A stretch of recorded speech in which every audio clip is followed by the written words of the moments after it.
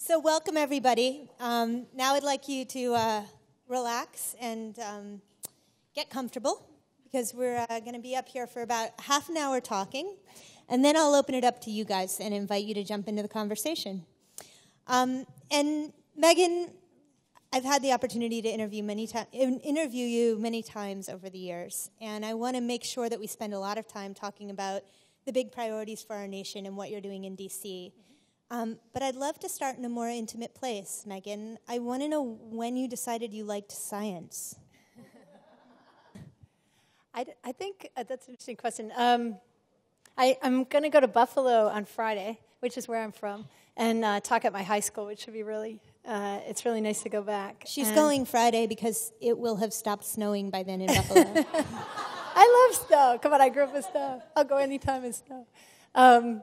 Actually, just a tech thing, kids. We moved to D.C., and every day this fall, Louis would say, Siri, when is it going to snow?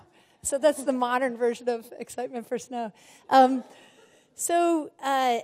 think my family is incredibly entrepreneurial and progressive, and so my parents were always doing all these things. So I don't think it was that science in specific, but it was like impact. So whether it was going to this place called Tiff Farm where we just went for the weekend, it was like the city dump, which is now a super cool park, and just pulling tires and stuff out and being environmentalists, basically. My dad started the recycling center for Buffalo.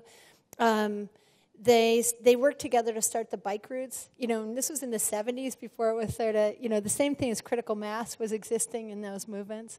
And they were part of that. My dad was doing a lot of art at the time. He did business, but he also did a lot of art, stained glass, and other pieces like that, and brought us in on that. I remember, we would make our teachers' projects, for Christmas. So we would make stained glass. So we just had a real hands-on experience. My mom was a kindergarten and a preschool teacher.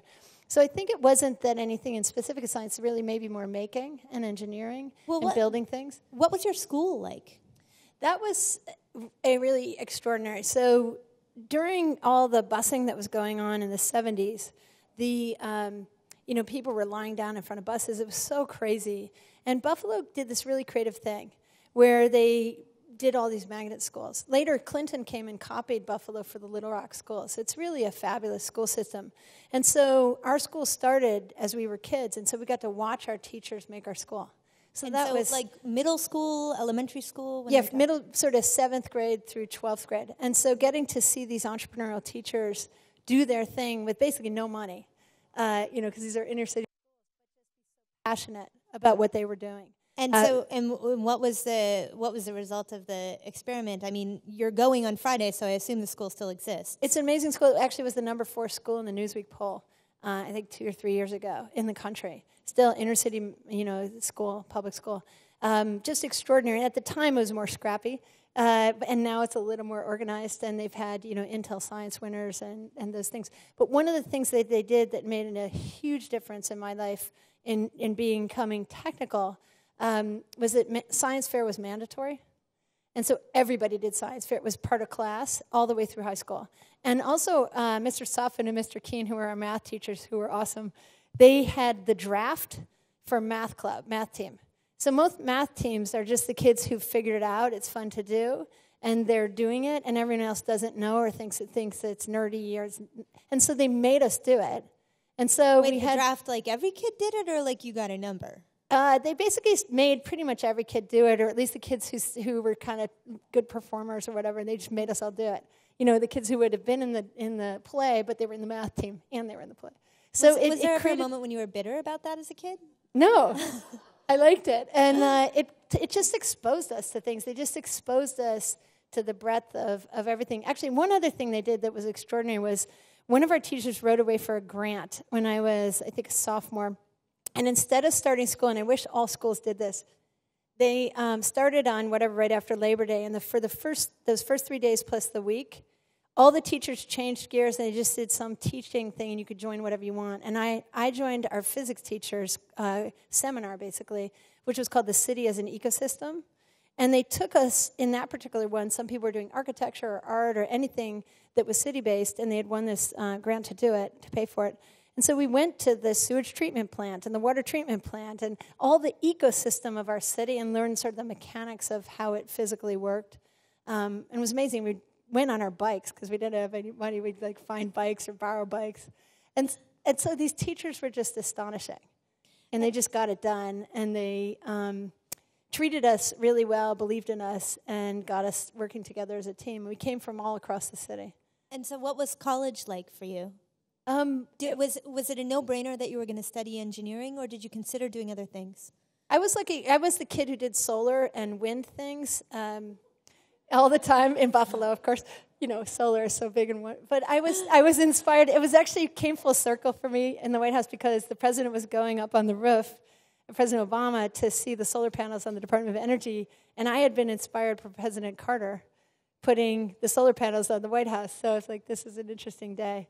And so we were in an energy crisis, and so coming to understand how you use technology and science to make a difference, to solve a problem that's really significant on behalf of the nation was something I got to do early on. And so a thing came to our school about an NSF course out in Colorado. So I ended up doing a small summer class called Solar Energy and Energy Engineering at the University of Colorado Boulder. And it was in the civil engineering department. I'm like, oh, what we're doing is this engineering thing. So that's how I found out what it was. In addition, despite my family being a bunch of engineers from my grandfather. And so from that, I applied. I just looked for mechanical engineering. I had worked in a bike shop, so I wanted more things that move engineering versus things that are still. And I just looked at the list, and I applied to some of the schools, and MIT was on the top. So I applied to it. I didn't really understand what it was. And so I went to visit, and I ended up getting in, and I was the first kid from my school to get in, and so my biology teacher's like, you're going there. Ever? Yeah, well, we were new school. Well, I guess new school. Yeah, new sure. school. And so I remember getting my admissions, and I had to wait for financial aid because I was an inner city kid. And so I remember like opening it up and doing the math, and I could do this and this, and figuring out I could make it work. Now, you were in the very early days at MIT Media Lab too, right? Mm-hmm. So what was that like? It was incredible. So I did mechanical engineering and worked with a guy named Woody Flowers, who I just was at the first Robotics Nationals. All that first robotics stuff was stuff he worked on, but at the university level. So it was part of more the design core in mechanical engineering. And then the Media Lab started when I got to grad school. And what's great in STEM is they pay for grad school. So for those who are interested, which is a good thing. And so, there's these research assistantships. And somebody told me about the Media Lab. And so I went over, and I ended up working with Alan Kay, who had been the lead for Xerox PARC, and Marvin Minsky, founder of AI, and this amazing Apple project, which, in my particular project as a mechanical engineer, was making it how you could feel what you see on the screen, sort of haptics, which still hasn't really come yet, but it will come. It's here a little bit. Uh-huh.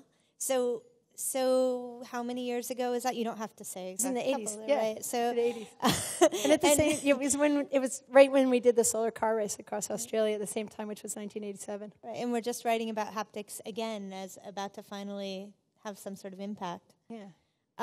So we saw in the video the early smartphone. Would you call it an early smartphone that you were working on? So tell us a little bit about General Magic. General Magic was a company that was founded actually within Apple. A guy named Mark Peratt had an idea. He called it Paradigm. And it was basically this, but you saw in the video it was like this big. And it really was exactly a smartphone. It was the idea of they called it a personal intelligent communicator. And the idea of it was a device that you took around that had apps and could do communication and content and e-commerce. And he had the cloud. And he had all these devices connected, and they had all these services. It was exactly the internet. I mean, he had the cloud like a picture of a cloud? Yeah, or did it was like a cloud. This was 1990. Right. He had a cloud, and then he had smartphones and TVs and the phone on your desk, all this stuff connected. And then he had these different services that were content, communications, commerce, and I forget the last one, but they're all the stuff that's happening. So what did you think, Megan, back in 1990? What did you think that people were going to use it for? Exactly what they use it for. We really were onto that. And, it was a time, I was a mechanical engineer, so I was doing engineering. Like, there were no things like this. So we had to figure out touch screens and what screen size. And when that video that you saw was us figuring out what kind of touchscreen we were going to use and what size should this stuff be. Sort of reminds me of the beginning of internet advertising and figure out the sizes of IAB ads. All of the devices should have buttons, and how should it work? And then Susan Kerr, who did all the graphics on the original Mac. It was much of the Mac team, Andy Hertzfeld and Bill Atkinson, Joanna Hoffman. All these amazing people from the Mac team had come to do this. And so we worked on this, and in fact, Piero Midyar, who founded eBay, was there, and he was in the developer relations team working with all these third-party developers who were making apps for the phone. It was just too early. No one knew what we were talking about. So no one had email yet, so we knew that was coming. It was too big still, also. It was like, so what happened to General Magic? Like many things in Silicon Valley, it became the next things. So Android, Andy Rubin was there. He is Android, and now he works on robots and other things. And he was there, and he went on to do Danger, and then eventually create Android and go forward. Tony Fadell came from school. Tony created the iPod with Steve Jobs. So the iPod heritage, which is the iPhone, came out of there. eBay and the early device and app side of it. So many people were in that company who then spun out to do. So it was not destined to happen in that company, but it's really the heritage. Like some people in the chips world know a company called Fairchild that later Intel really is the one that gets it done. And so it's sort of the Fairchild of smartphones. So as you're naming these people, they're essentially the lions of Silicon Valley today, Megan. And as you think back on the arc of your career, which mirrors the arc of the growth of the internet, what would you point to as perhaps the turning moment in your career? I think it just builds on itself in a lot of ways. You just it's a combination of having the energy like to go forward, but also amazing luck that comes and astonishing people that you meet who are doing great things, and having the courage and the initiative and the go for it with them. Hey, that's a crazy idea that just might work, right? And joining them in that. Were any of those decisions hard, though? Because, looking at them from this perspective, it looks like you made a lot of great decisions. But when you're on the other side of it, you don't know if they're going to be great yet. Google, is that a thing? Should you go there? Yeah, I think it's interesting. I believe in people, and the ideas, and so you sort of bet on your teammates together, and you see what you can do. I went right out of school. I actually went to Tokyo and worked for Apple, and that's where I met, Bill Atkinson and some of these other folks. And Bill was spinning out with Mark Peratt to make this General Magic company, spinning out of Apple at the time, and Motorola and Sony and all those folks were investing. And I had a chance. I had interviewed. I was going to stay in Japan and go into a Japanese company to just learn more. I actually interviewed. My Japanese is so bad now, especially with the Prime Minister Abe coming. But I had interviewed in Japanese and got the job at Nissan. I can't believe I did that. It was a long time ago. I've forgotten all of it. You want to try it out on us? No. Okay. All right, fair. But, actually, there was a line in Media Lab that there were many Japanese fellows, and the first thing I learned in Japanese was "Tashi no habarashi tabemashita ka," which is "Have you eaten my toothbrush?" Which Kenji had us say to all the Japanese visitors all the time, and they would look at us like, "What are you talking about?" We were down MIT students. But anyway, so I had I don't know. I think it was sort of coming. I came back, into choosing to do a startup was what I decided to do instead of going to the Japanese company. And I think at that time I wrote down all the things I wanted to learn. And when people come and ask me for advice about what they want to do, I often suggest that. It was really helpful to me. I wrote down all the things I wanted to learn and I would learn in this choice or in this choice, and then just thought about it. And I wanted to learn more about how to ship a product. And so I decided to come to Silicon Valley, which is a great place to learn how to ship a product. It turns out, yeah. Yeah. But a lot of stuff is serendipity. Like when I left General Magic, it was too early, so it sort of curved up and it didn't make it. And my friend Tom Riley had founded Planet Out, and he needed help. And so sometimes I'm not often the founder, but I'm there early. There's these, Reid Hoffman calls us the smart generalist that you need if you're a founder. You need them in your team. And so, I think it's very important, especially for our young people. How do we help people jump into startups? And even if they don't, we obsess sometimes on the founder, but it's really those founding teams that are so exciting and so fun. So I helped get Planet Out over the finish line for a couple of its early launches as a contractor. And then we had a bunch of issues with choosing the wrong CEO that Tom had. And so things flipped around. We had to buy back the company from the VCs. And so I ended up running the company. And it was an amazing thing to get to do. It was an honor. And you went right from Planet Out to Google, right? Pretty much. Louis was born. So I spent, our older son, and Kara was writing a book. So I spent a bunch of time with him during his first year. And then I went to Google. Okay. So tell us a little bit about, I was trying to decide between founding Louis and working at Google. And I think we'll go with Google on this one. We'll come back to Louis. So tell us a little bit about your work at Google. And there's some colleagues here. You know, Tim Armstrong was there, of course, now at AOL. Amazing time with him and others who are here.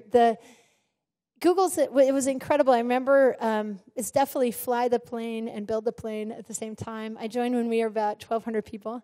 I went on maternity leave for Alex, our other son, and the company doubled in size. And I was only gone like 3.5 months. So it was impressive. And just amazing and incredibly talented, passionate, mission-driven people to work with. I got to, David Drummond was running a team that was early-stage business development, and so we were helping the engineering and product management teams start things. So whatever deal work they needed to do, whether it was tech licensing or first-of-a-kind deals. So we got to basically a team that was quite small. We also did acquisitions like Earth and Maps and those others. But we got to be the team, and Kristen Morrissey, Thede is here from that team. We got to help the engineers do basically everything that Google started. So it was a stunning thing. So you just had to stay with them and help them keep moving forward. It sounds sort of similar to the job that you have now in many ways. Yeah, it's interesting because I was just flashing on that Alex McGilvery was there, who's now Deputy CTO, was General Counsel at Twitter for many years after Google. He and I worked on book search in the beginning, so figuring out how to work with the publishers and what would the deal be and how would that be structured, and he was on the legal side and I was on the deal side. And new business development is a lot of what you did at Google, but you wore a lot of hats at Google, right? You were involved with Google.org, you were involved with Google X. What did you do with Google X? With Google X, I was part of the leadership team, and so working a lot. Sergey was running X and Astro with him. The thing that I ended up doing there was not only working with particular teams, but really starting a couple like company-wide initiatives. One of them was a little more Google X called Solve for X, and Punita Hira is here who did that work with me, which was really many of the solutions that we need in the world are here. We just have to find that person and get them distributed, get them more knowledge, get them more resources. And so X being sort of a variable for passion. So we would find people in every continent doing amazing work on energy breakthroughs or food and nutrition breakthroughs or water breakthroughs and try to give them a TED-like stage where they would propose their idea. And so we do like kind of 4 proposals in a row and then have an amazing curated room of people we could gather from lots of different cross-functional areas, engineers, policymakers, others, and have them help 2/3 yes and 1/3 yes but brainstorming, and then report out. And it was really helpful to the entrepreneurs, and it got their voice out there on ideas that we really needed to solve. So we did that work, and we also started something with some colleagues called Women Techmakers, which is very much about, it's based on the idea that there's 16 million programmers in the world roughly, and that means there's 2 to 3 million women. Why don't you ever see them? And so women tech makers like makers, the visibility is so important. And so if you can't be what you can't see, which is what Gina Davis always says about the lack of girls and technical people of minority and children's television, same thing at all of our conferences. So I love what you guys are doing here because technical women are amongst the most invisible because they're invisible in technology and they're also invisible amongst women, typically. Women tend to not be doing tech stuff, so doing something between Makers and Wired is a brilliant idea. Just because the role models are here, they've always been here, we just need to see them. And so that was what Women Techmakers was about. Well, that's really what we're hoping to do at the event, Megan. Great. So congratulations on your new role as CTO. We love having you on the East Coast. You are among family and friends. And you called this role you have when we interviewed for the Wired story, and I have to read it because it's specific, an architecture and instigation job. Yeah. What the heck is that? What does that mean? Yeah. You know, I think that way because it's not like you're running government engineering. Like you're not your chief technology officers often in companies also, it's an architecture job. You're not running NASA or the National Institute of Health. You're not running government IT. You're helping to bring technology, innovation, and data practice to everything you can convince and get going, and trying to prioritize amongst that. So we do a lot of work on tech policy. So the net neutrality work or broadband or privacy, big data, discrimination in big data, looking out for that, patent reform, all of those topics of the day. So whatever the hot topics are, the CTO team is at the table as technical people. I call it TQ. Like so take net neutrality. So you're at the table, like what table? Who's there? Obama's dinner table? What's he eat? No, not Obama's dinner table. So actually it's interesting. It was so interesting to learn how the policy process works because I hadn't been exposed to that. And so the way that this is done, it reminds me of maybe it's incredibly collaborative. And it draws from the best of people's knowledge. Whether their documents get circulated, people can comment from all across government. You're reaching out across all the different constituency. I mean, the FCC ran that process where they got 4 million comments. And so they did all kinds of analysis on that and what people thought and what they wanted. So you're trying to capture the voice of anybody who wants to say something on that topic, make sure you've heard it. So it's an incredibly inclusive process. What I think is slightly different now is at the main table, you go through a general drawing, you pull a lot of information, then there's a deputies council, deputies committee meeting, and then there's principals. Right. And so the deputies debate and organize all this stuff, and then the principals meet, you're making decisions. And what has not been happening at the principals table on technical topics in the past is there weren't always engineers at the table.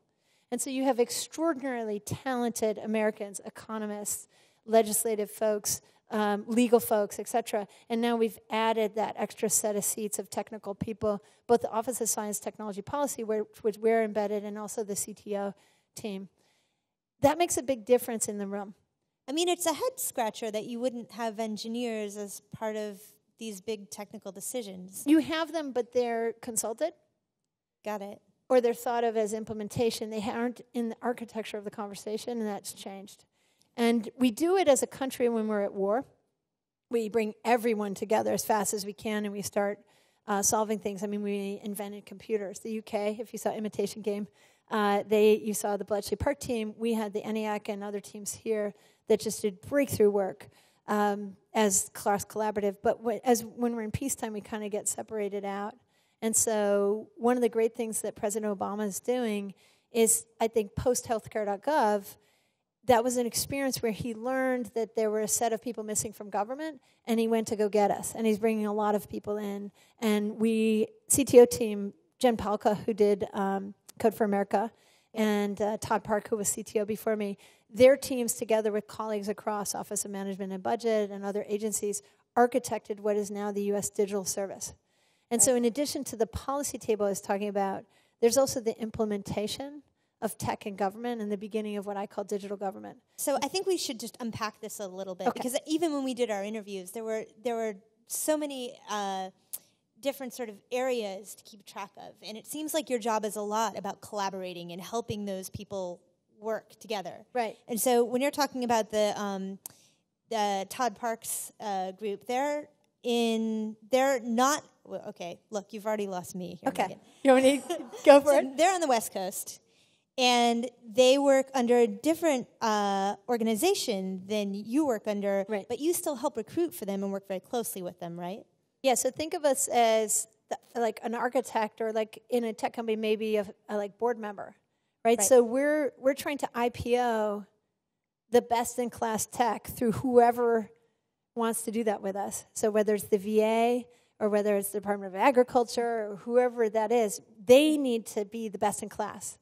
And so what's been missing is we're a country that makes Amazon, we make Facebook, we make AOL, we make these things, and those Americans have not been in government at elite levels, or they have been, but they're buried underneath and only called on to make stuff. Like, let us design a website without anyone technical, and here, please build this.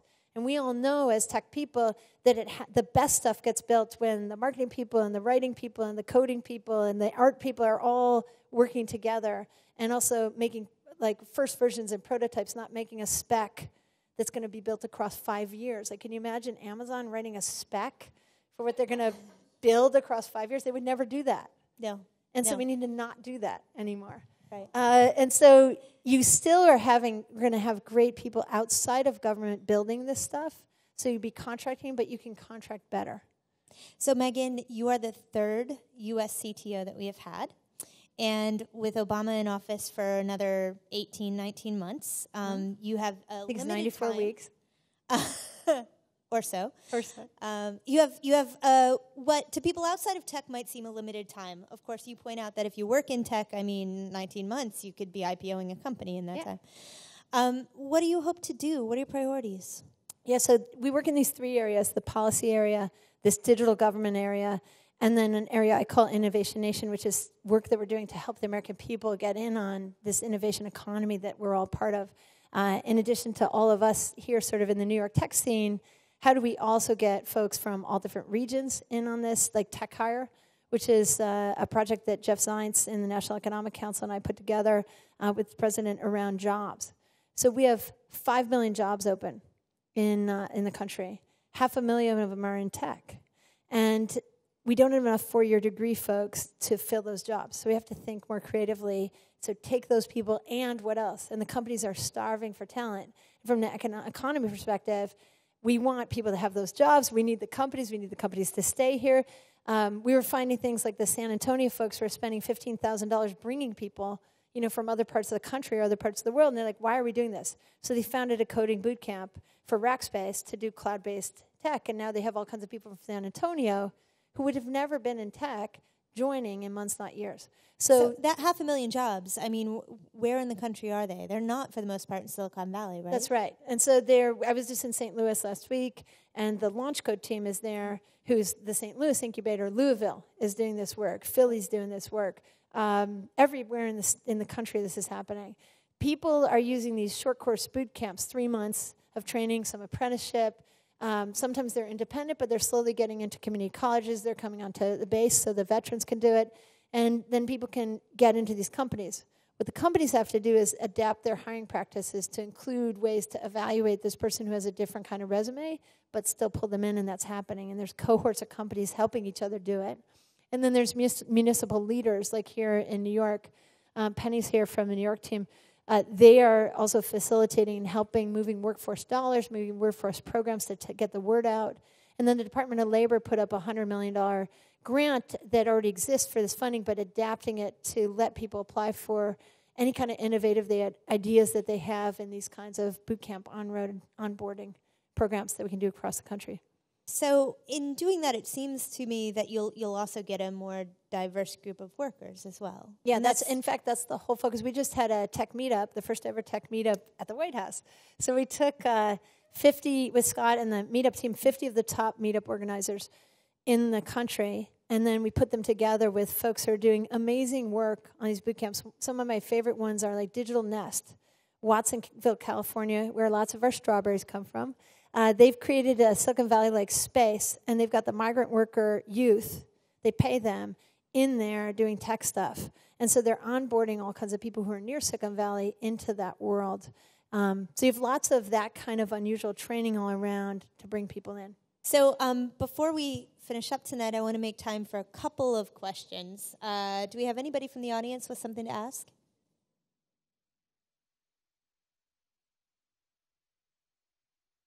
Okay, guys. Of all you've done, I taught fourth grade. Hey, I've got one, Jessi. Way back in that. No, what's your name, sir? I've got. Okay. Yeah. Of all the things that you've done, which are extraordinary, is this the most daunting? Do you think you can really move this needle? This is the most exciting. It's incredibly welcoming. And the president and his team, Dennis McDonough, who's the chief of staff, everywhere we turn, people are hungry to try to figure this out. And people are incredibly entrepreneurial, and they're extraordinarily talented. And they haven't had us, the techies, show up for them, with them, and we need to show up. And so we're trying to structure the U.S. Digital Service so that people can come for sprints and just come and debug something. We just had an amazing marketing team come for 2 years. We just had David Corden came for a short time to work on IT from Facebook, and he just decided to stay, so we're very happy.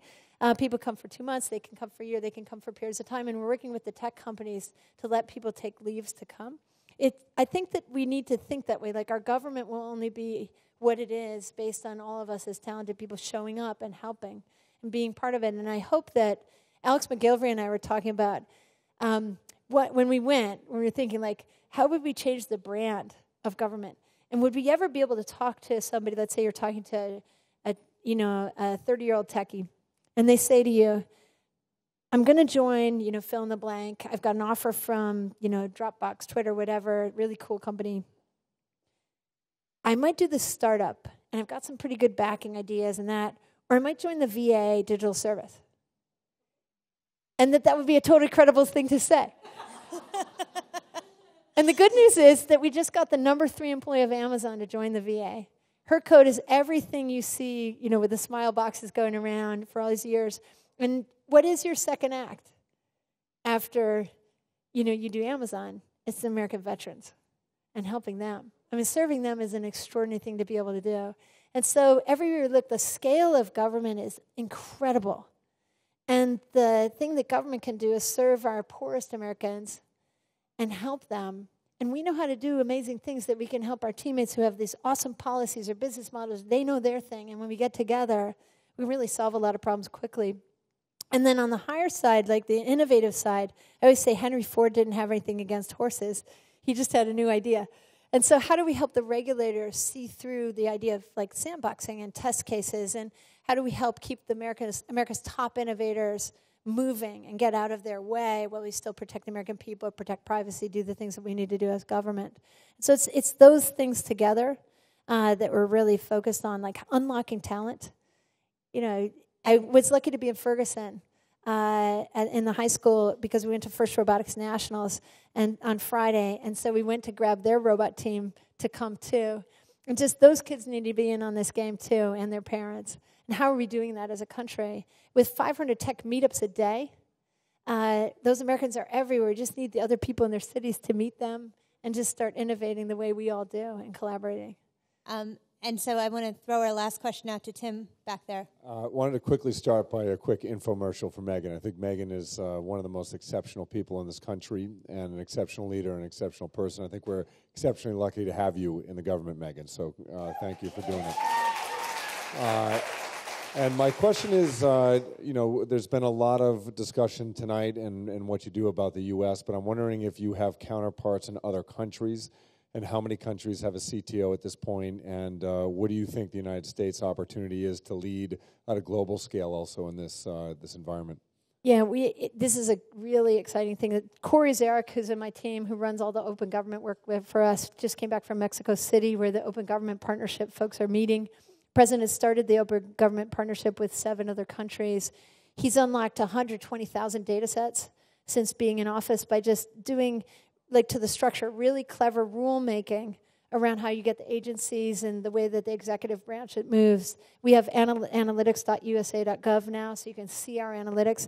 We started doing that because of the UK. The UK has the government digital service. You can see they're super digital, and they actually started this thing called the D5, which is digital, like G8, D, whatever, fill in the blank number. And the first 5 are the UK, Estonia, Israel, South Korea, and New Zealand. And those folks all have open source policies. They're communicating and putting a lot of stuff online. They're teaching coding or on track to teach coding to every child in their country. And so we're hoping to join that. Mexico's working on joining, I think, Australia. So I think we're in sort of the... Jeff Zients, who's the director of the National Economics Council, often has this idea of, like, imagine a marathon, where there's like those front runners, and then there's the front of the pack and everybody after. We're definitely in that front runner group. There's some other great countries there with us. And it's fun to work with the National Security Council because as we get them, and when they're doing very formal visits, we're like, okay, let's have a multilat. And it looks like an email thread. So, we're just talking to the CTO of the UK or talking to the CTO of India, who's moving really fast. Brazil's moving really fast. So it's great to see, this happening all over the world. And then Puneet Ahira, who's here, is in the USAID Global Development Lab. So one of the other things that's happening in government is these innovation labs where entrepreneurs in residence, not only the presidential innovation fellows who come from outside government, but entrepreneurs in residence from inside can come and do, we call it, the NSA team calls it Kickstarter and then Mythbuster. So you have a Kickstarter time and you can show some new prototype and then test it out and build it. The Global Development Lab is one at USAID that's prototyping extraordinary things. So it's not only digital government, but also just what are we doing about the connectivity deserts in our country, where connectivity is missing, like a food desert in other countries, and really getting the techies involved in the global UN level conversations. We've been working with Samantha Power, Ambassador Power here. So it's really exciting to work on all that, and it really is the beginning of digital government and inclusion in a Wikipedia way of all of the talent of the world into that game from, the way that APIs, not RFPs. Megan, on that note, we thank you for all that you do to bring government to the tech community and to bring the tech community to government. Thanks. And thank you all for being here tonight. Thanks, Jessi.